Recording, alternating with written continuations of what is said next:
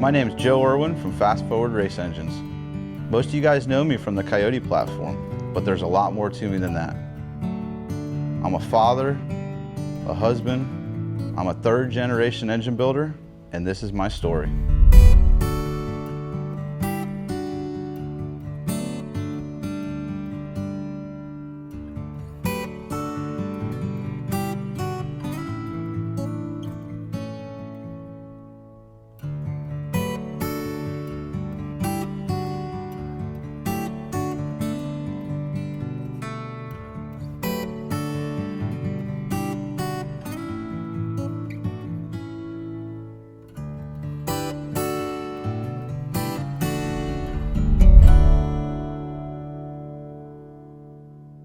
At a young age, I grew up around the performance industry. I grew up around engine building. My grandfather had a shop out of Hialeah called Custom Engine Service. At one point, he employed 52 guys, and I was the little guy running through the shop, harassing all the guys. Grandpa Stan, the majority of the engines Stan built were offshore race boat engines. Did a lot of hydroplane racing early on. Grandpa did that, so I was the kid running around the pits and, just learning, saturating myself with all of it. My dad was involved in the business as well as an engine builder. So day in and day out, summertime, I'd be there with them. I'd be running through the shop, harassing everybody, but taking it all in. They would drag me to all the races. And at that point, I got to experience what the competition is like and saw how it drove them to do better. And I found the drive in being a competitive person and wanting to always do better. So Grandpa Irwin, there was only right and there was wrong, and he instilled right in me every time. So this is a good story about how my grandfather Stan got the Mercury deal.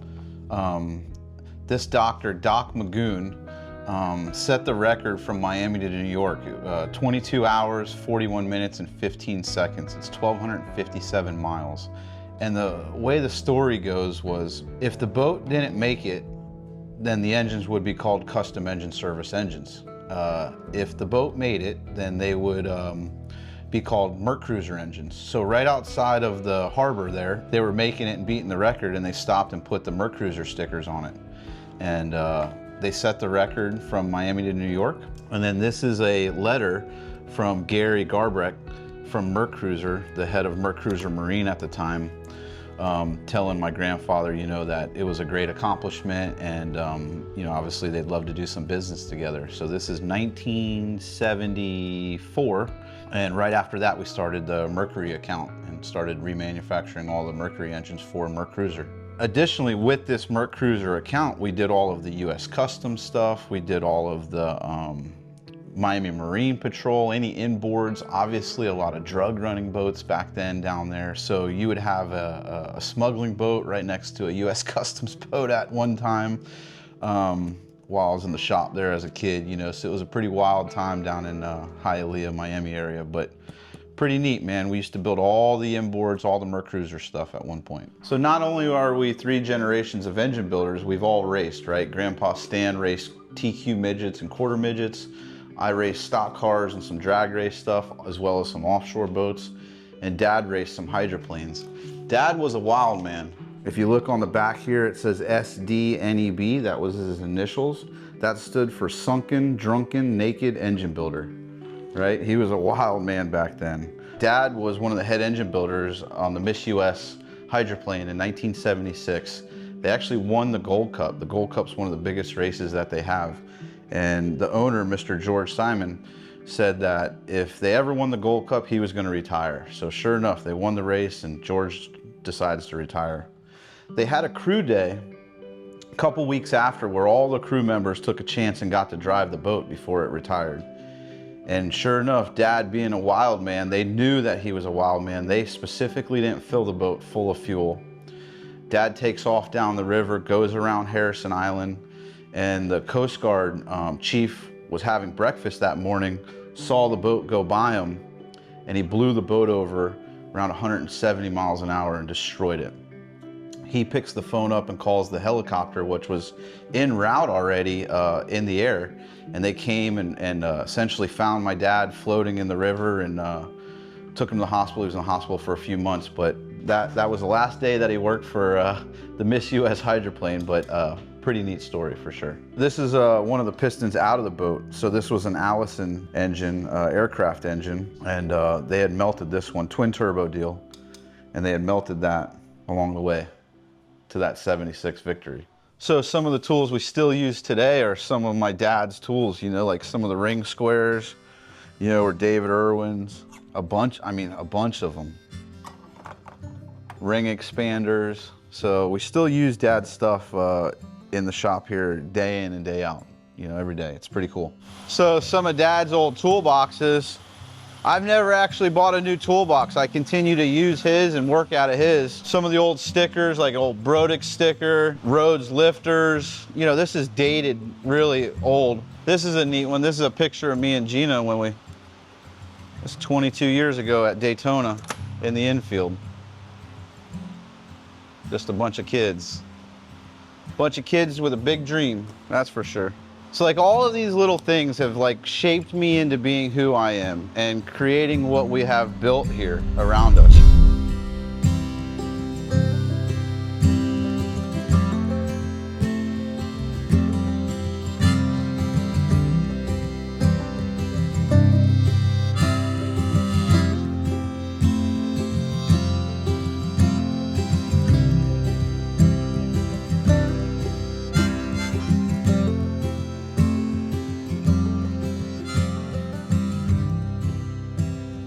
I was pretty young, around 10, 11 years old when they closed that business down. My grandmother got sick, my dad got sick, and same thing with my grandfather, and they all passed away when I was 12 years old. So the racing kind of stopped as far as that was concerned. When I was old enough, the first form of racing I was able to do was stock car racing, and I was able to afford to do it. And I started racing modified mini stock, which is a 2.3 liter Ford engine, inline four. And I started building those, learning them, building them, got better at them, became pretty competitive in it. Next thing you know, I started building engines for other guys. And one thing led to another, and I became a machinist at one of the local machine shops. Started working my way up, and next thing you know, I bounced around through a few machine shops and just kept learning as much as I possibly could from each one of them. And that was my early start in getting into the engine business, so to say. So after I started building engines for a lot of the guys in the stock car stuff, I decided it was time to open our own place. So we opened Jefferson Irwin Racing with a partner, and we were very successful. We built a lot of open wheel modified, some late models, mini stock engines, street stock stuff. We were very, very successful in that, won a lot of races. The economy started taking a dive, and we kind of shifted directions with that business. The local stock car track closed down, and we opened up FFRE, essentially, fast forward race engines, and started putting our attention more towards the drag race market. Me and my partner Donald at the time really built a lot of outlaw drag radial, LDR engines, big block Chevy, twin turbos, screw blowers, pro chargers. We set a lot of records early on when that class was just coming to fruition, the radial class. And we were very successful, worked very hard at that point in my life trying to be one of the top names in that game. So that was around 2009 we started FFRE. Building all of those engines, learning and perfecting my trade the best that I possibly could. Sometime around 2015, me and Jim Braun were building engines together for his little Ford Focus. And he goes, hey, I got a buddy, Brett, that has a Coyote car and he needs an engine, you know, and would you be interested in it? We entertained doing it and wanted to know what they were already doing, and they weren't doing much at that time. So they brought the project to us and we took a look at it and proceeded to kind of see what we could do with it. First engine I ever did for Brett, he picked it up that evening after work, and he called me that next morning telling me that it was running great, and He was so thankful, and that he was going to come up on lunch and bring the car up and show us. And lo and behold, here comes this green Mustang pulling into the parking lot. The guy drives the car to the shop, and he hadn't had the engine for 14 hours in his possession, and next thing you know, he's at the shop. So I knew that he had the drive to be successful, and from that point on, we started developing the Coyote engine. So after we did our first Coyote and it was somewhat successful, the engine ran very good. We never had any real problems with it, but you know, Brett always wanted to go to the next step, right? So once we got that first engine in, we did it, really a light bulb turned on. I mean, these things were so efficient. We were coming from a pushrod market, which is really just a crude market for the most part. You know, it's just make it as strong as you can, put as much boost through it and get it done kind of mentality, or as much nitrous through it, whatever it might be. To these, the efficiency of this engine, the quality of the castings and the materials. I mean, we ran a stock crank up to 2,500 horsepower, you know? So it was pretty eye-opening, let's say. So really, we just started taking each step along the way and perfecting each step. So we would break apart, and he'd come back and he'd say, well, this is what broke this time, and we would fix that one part and go back at it. And each step of the way we learned, and we learned what not to do, and we learned what to do, and what worked. And that's essentially how we've built our packages over the years at FFRE, is by going to this next step and go, okay, that's a 1,000 horsepower package. Here's a 1,500 horsepower package, 2,000, 2,500. Now we're over 3,000 horsepower. Still utilizing the factory parts, you know, that we started with all those years ago. Brett started really getting pretty competitive, and we started taking racing very seriously. And he said, Joe, I want to do some drag and drive stuff. And I've never heard of any drag and drives before, other than seeing Hot Rod, Power Tour, or something along that. And here comes this sick week. We knew that we had to produce an engine that could run 1,000 miles, go through all of these heat cycles, and still produce the kind of power and ET that we needed to get the job done. So we went back to the drawing board, and we made sure that we had a good package together to be able to go after sick week. I think at this point we've won 3 sick week events. We've won the overall, we've set the radial record quite a few times.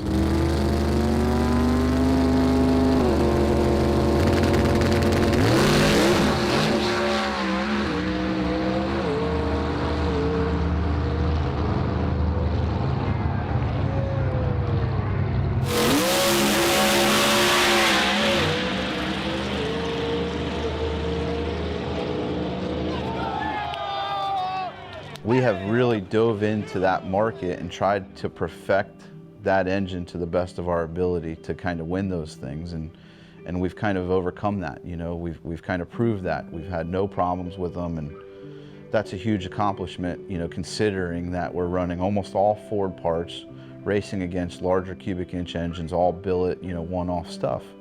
And this little Coyote gets it done time and time again. After we won a couple of those drag and drives, we really wanted to focus on the other racing, and we started running the FL2Ks and the Texas 2Ks and the World Cups, and racing against those other competitors that are very, very competitive allowed us to perfect our program and our processes even more. That's given us that competitiveness and that drive, and we always look for that adrenaline dump, you know, for that winner circle. That's something, that feeling that you can't buy. You have to earn that feeling, and that's something that me and all my guys and the majority of our customers, the racers, all thrive to try to get that feeling. So that's really what drives us and tries to push us to produce a better part. When you see us at the racetrack, we're there for one reason only, and that's to win. And I think over the years, working with Brett and Jim and some of those guys, you know, and all of our customers, we've got really great customers that are very successful. We all kind of have that same thing in common. After 3 generations of being in the business, the future of FFRE looks so good. My son is always here. He's involved in the business. Obviously, he's going on 7 years old, but he's here every day, just like I was back in the day with my grandfather's shop, my dad's shop.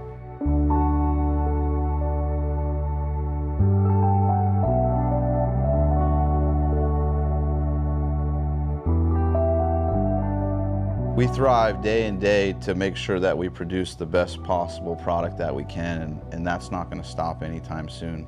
My guys are the best in the industry. I've got a wife that runs the business. She's been with me for 22 years now, and I call her the warden because she's the head honcho of this whole deal. And I wouldn't be half of what I was without her, that's for sure. I think every strong man needs a good woman by his side. So she's doing a great thing for the business. A lot of guys know her. You know, a lot of you guys know her by Gina when you call the shop. But I think the 4th generation of the Irwin name is going to be pretty neat to see. So watch out.